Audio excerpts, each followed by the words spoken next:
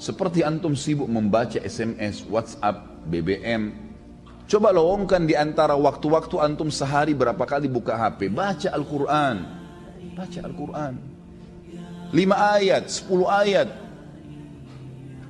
Coba lihat nanti jeda waktu saja antara azan dan iqamah. Atau jeda waktu lagi nunggu azan kalau antum lagi di kantor. Atau jeda waktu selesai pekerjaan, duduk sebentar, habis minum air. Coba lowongkan waktu. Antara minum air, hitung detiknya pakai stopwatch. Minum air, anggap 15 detik.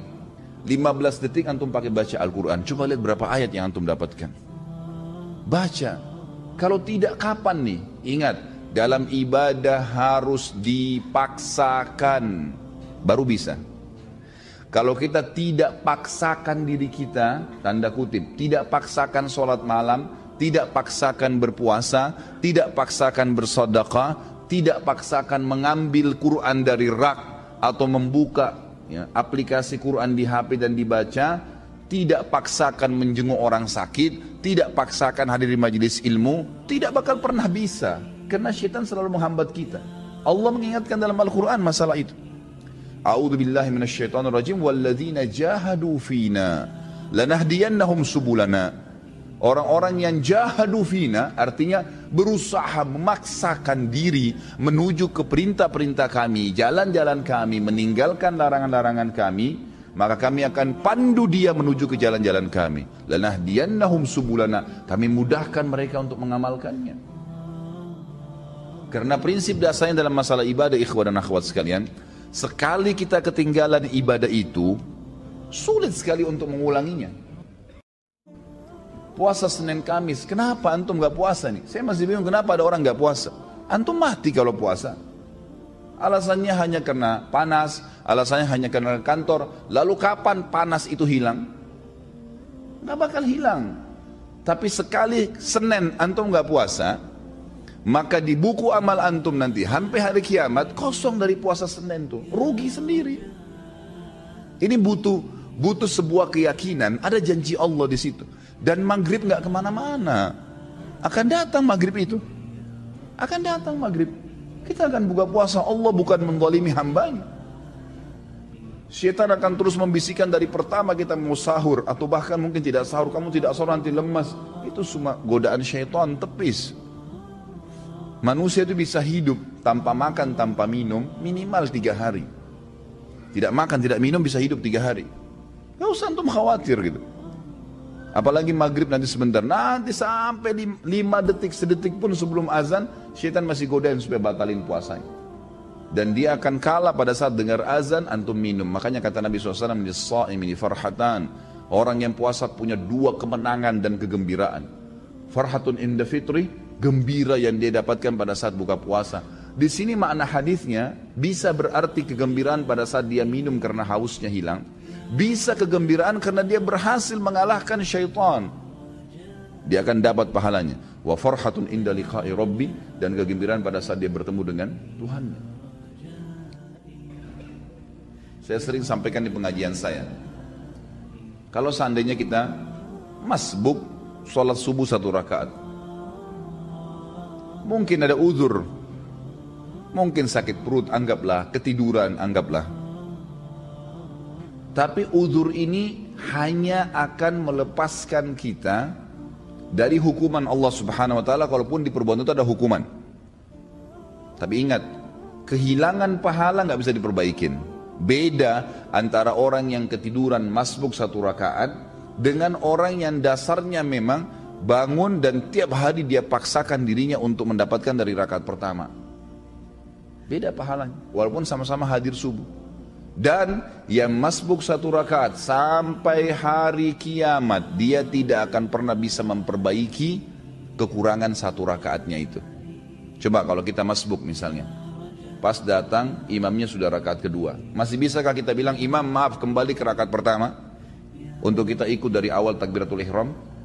Nggak bisa. Berarti orang yang ikut dari awal sama imam, dari Allahu Akbar sudah dicatat pahala oleh malaikat, dari iftitah sudah ada pahalanya, dari Al-Fatihah sudah ada pahalanya, dari surah yang dibaca ada pahalanya, ruku ada pahalanya, gerakan dan bacaannya, itidalnya, kemudian terus 1 rakaat sujudnya. Bukankah kata Nabi SAW, ya, Tidak ada seorang pun yang sujud satu kali untuk Allah kecuali Allah akan tinggikan derajatnya. Waktu seorang sahabat berkata, ya Rasulullah, saya ingin bersama dengan anda di surga. Kata Nabi SAW, ada yang lain kau minta? Dia bilang, tidak ada ya Rasulullah. Itu saja, saya ingin bersama anda di surga. Pandu saya untuk itu. Kata Nabi SAW, bantu saya agar kamu bisa bersama saya di surga dengan memperbanyak sujud. Sekali kita kehilangan sujud, tidak bisa diperbaiki. Nanti kita sujud memang. Tetapi kata para ulama, orang yang masbuk, yang dia dapat berjamaah, dapat pahala jamaah, gitu kan? Yang dia masbuk yang tersisa, itu akan mendapatkan pahala yang bukan berjamaah lagi. Artinya berkurang kan gitu. Dosakah dia? Tidak dosa. Nggak ada hukuman di depan Allah SWT karena dia ada uzur ya. Tetapi perlu jeli teman-teman sekalian memahami bahwasanya tidak bisa terulang peluang ibadah itu. Saya pernah menemukan seorang ibu dengan anaknya miskin, luar biasa pakainya saya lihat gitu. Saya habis ta'lim di kampung Melayu. Kemudian saya keluar, dia beri isyarat, minta uang gitu. Saya memang sudah niat mau membantu. Saya bilang sebentar bu ya, karena saya lihat ibu itu duduk di bawah pohon gitu. Saya memang sudah niat mau memberikan apa yang saya dapatkan dari ceramah diberikan oleh majelis taklimnya. Kemudian saya sholat dulu bu, buru-buru karena saya takut iqamah, waktu itu sudah azan. Saya pun pergi ke sana, kemudian saya sholat berjamaah. Saya lupa nih kalau ada yang minta tadi, habis sholat duhur, saya selesaikan juga sholat nafilahnya di situ ba'diyah duhur, baru saya pulang, baru saya kembali. Mobil saya parkir kebetulan di dekat majelis taklim dan dekat pohon yang ada ibu minta-minta tadi. Subhanallah tuh saya kembali, tiba-tiba saya lihat pohon tersebut, saya teringat, wah tadi ibu yang minta nih.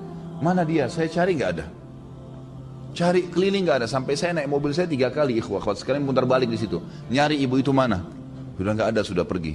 Pada saat itu subhanallah Allah masukkan dalam hati saya penyesalan yang luar biasa. Khalid, berapa menit tadi itu, berapa detik kamu korek kantong kamu untuk kasih ke fakir miskin ini. Sekarang dia sudah pergi, kamu mau dapat pahala dari mana dari orang ini lagi? 3 kali saya putar nggak ketemu sama orang itu. Semenjak itu ikhwah sekalian saya tidak pernah tunda. Kapan ada kesempatan tidak boleh ditunda.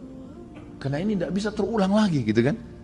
Nabi kita Muhammad SAW dalam hadis Bukhari selesai sholat asar tiba-tiba berdiri dengan sangat cepat lalu melewatin para sahabat ke rumah beliau. Sahabat semua heran. Kata para sahabat yang meriwayatkan hadis ini, kami heran melihat cepatnya gerakan Nabi SAW. Gak lama kemudian sahabat masih berzikir, Nabi SAW kembali lagi dengan tenang lalu duduk kembali menyambung zikirnya. Para sahabat bertanya, ya Rasulullah, mudah-mudahan ada kebaikan. Kenapa tadi anda melakukan gerakan begitu cepat? Apa kata Nabi SAW? Perhatikan. Kata Nabi SAW, tadi sebelum sholat asar, saya sudah mengumpulkan sesuatu yang ingin saya keluarkan, yang ingin saya bagikan, saya infakkan, saya sedekahkan. Namun, saya tadi tersibukkan, tidak sempat saya keluarkan sebelum sholat. Maka saya ke rumah saya, kemudian saya membagikannya seperti yang saya inginkan, lalu saya kembali berzikir. Jadi Nabi SAW pada saat lupa ingat langsung menyelesaikan, lalu kembali lagi berzikir. Bayangkan ya, bagaimana cepatnya Nabi SAW mengerjakan sebuah amal saleh. Jangan ketinggalan ikhwah sekalian. Sibukkan diri dengan puasa, sibukkan diri dengan ibadah. Jauhi tontonan, jauhi dengaran. Tidak ada orang yang terbagikan syahwatnya tanpa sebab, tanpa pemicu. Dia tonton yang tidak benar, maka muncul syahwatnya, membayangkan yang tidak-tidak. Tidak mungkin muncul syahwatnya tanpa mendengar sesuatu. Tidak ada orang dengar Quran itu syahwatnya bangkit.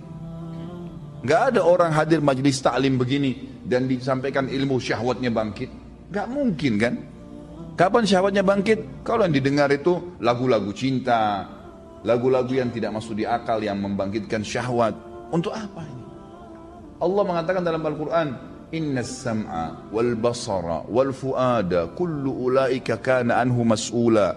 Hati-hatilah pendengaran kalian, penglihatan kalian, hati kalian bertanggung jawab semuanya pada hari kiamat. Allah nggak kasih kita mata ini untuk melihat yang haram. Allah nggak kasih kuping untuk dengar yang haram. Allah nggak kasih lisan untuk mengucapkan yang haram, tangan untuk menjama yang haram, kaki melangkah yang haram, kemaluan ditumpahkan yang haram. Allah kasih kita fasilitas untuk lihat yang baik, telinga dengar yang baik.